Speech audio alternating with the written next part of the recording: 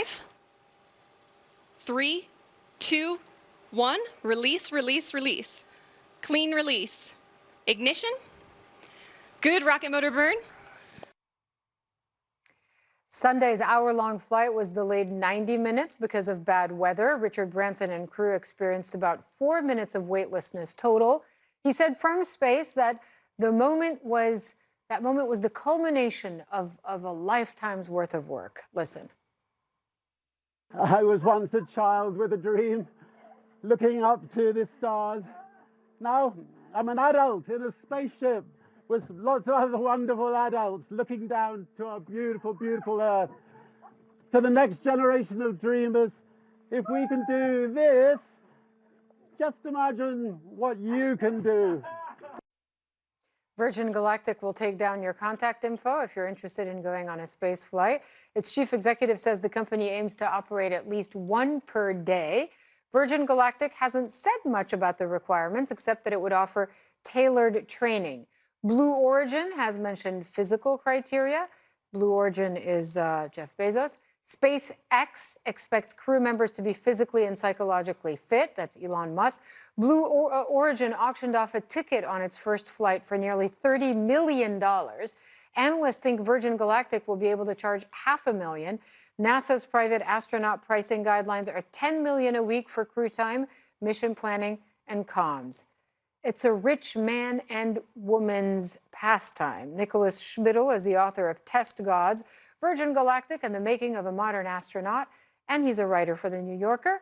And he joins me now live. Hi, Nicholas Schmidle. What were your thoughts when you saw the Richard Branson blast off into space? I mean, a huge day for him, a huge day for the company. I remember when I first arrived at Virgin Galactic to start reporting the story in November of 2014, that ship that you saw yesterday, I was just looking at some old pictures.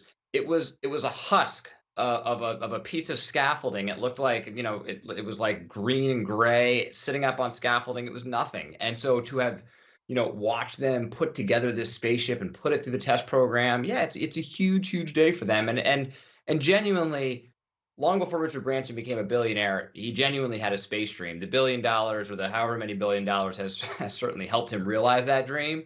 But it is the culmination of a lifelong dream, and it's been a really trying 17 years of trying to get there. And that story of Virgin Galactic sort of the trials and tribulations and the tragedies, the triumphs along the way is a pretty spectacular story.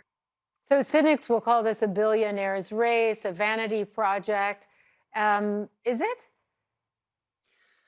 So, yes. I mean, it's all of the above. It is a billion. The ticket price is not going to come down anywhere near.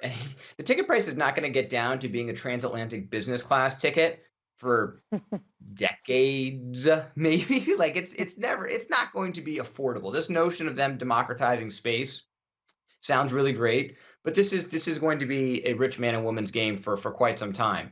And you can hear, that it's an incredible moment to listen to them up in space as they're experiencing weightlessness, but that giddiness, it just sort of gives evidence to the fact that this is a joyride. Now, right. I will say, however, that it's also inspirational. And I entered this project just personally being kind of, being a cynical journalist. And 7 years on, the project, my exposure to and interaction with the program in some ways changed me. And it did. How did it change you? How? It made me revise sort of what's important in life. I was out there with it's a refuge, that hangar in the middle of the Mojave Desert before they moved to New Mexico. It's this refuge of men and women trying to do something bigger than themselves. It's apolitical, and particularly for the past several years in the United States, it's isolated from kind of the bitterness and nastiness. And I would go out there and just feel like I was removed from what was sort of going on, for better or worse. Maybe this is the tone deafness, right, of what they're doing at the moment. But feel like I was removed from what was going on in the rest of the country. And it caused me to kind of think about, what is the role model that I want to be setting for my kids as I'm watching, as I'm thinking about the test pilots and their relationships with their kids. And yeah, I mean, it had a pretty profound effect on me. But it used to be that the space program was a government program. And so it belonged to everybody. It was tax money paying for it. And it was a project that everybody owned a little piece of. Now Yeah. it's become Jeff Bezos and Richard Branson and Elon Musk. And is that it? Is space exploration privatized now for good? Well, that's so. I mean, there are different. There are so many different little mini space races right now, and different mini space competitions and various space explorations. I mean, NASA has seeded the easy stuff in some ways. NASA isn't interested in space tourism. They essentially said to the private companies, if you want to take people to the edge of space, that's fine. We're going to build helicopters to explore Mars, and so that's what NASA is interested in right now.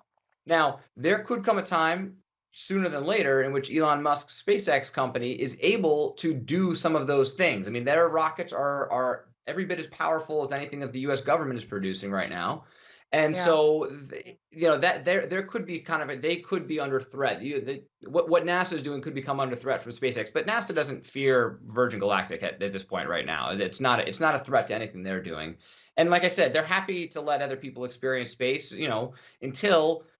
until the roads get very clogged. And at what point are suddenly there are Yeah. so many spaceships up and around there and so many satellites in the sky that it's affecting our experience here on Earth? And I don't But think we have to worry about that anytime soon, but yeah. Exactly. But I'm just wondering, how viable a business can this be?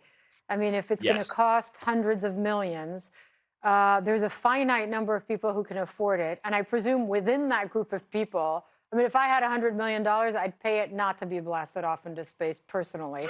So there's going to be Well, a finite number of people who are going to want to go experience weightlessness for 3 minutes.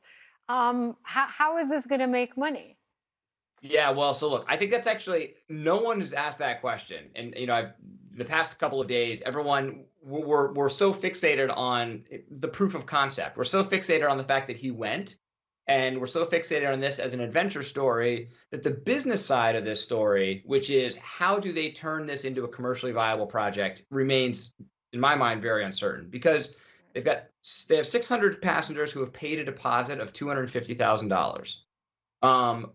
If they're flying 4 passengers, right now they're flying once every 3. They flew last in May of 2021. Before that, they flew last in February of 2019. So it's very irregular right now. So they're Hmm. talking about, I mean, with this notion of daily flights is way, way, way off in the distance. So you have to All clear right. those 600 passengers first. Then the next crop is going to come in. They're going to charge upward, as high as $500,000 per seat. You're going to have another huge crop of passengers before we're light years away from them being able to kind of churn this out. But yeah, whether the stock price gives them options, whether they get outside investment.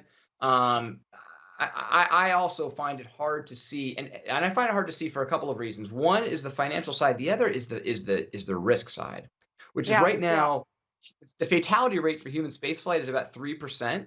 Hmm. If 1 out of every 30 passengers that goes up in Virgin Galactic doesn't come home, there's no way they can. That's not a business for them. They can't sustain that, and so they would have to Right. do what none of the government programs have done so far, which is to bring that 3% number down to a fraction of 1%. And the only way they can do that is by flying more and more often. But what's important to know is that while they have one spaceship we saw yesterday, and while they have another one that's come out but hasn't been, put through a test program yet, they only have one mothership and it's old. And so that one Yeah. mothership, if they don't have that mothership to get the spaceship up to altitude, they are sort of stuck. And so Yeah. there's a And lot you of still, passive questions right now that they haven't answered. so there's still so many questions, and we're waiting for Jeff Bezos to do his thing. So Exactly. we'll be following that as well. Nicholas Schmidle, the author of Test Gods, Virgin Galactic, and the Making of a Modern Astronaut. Thanks so much for joining us on CNN. Thanks for having Appreciate me it. on.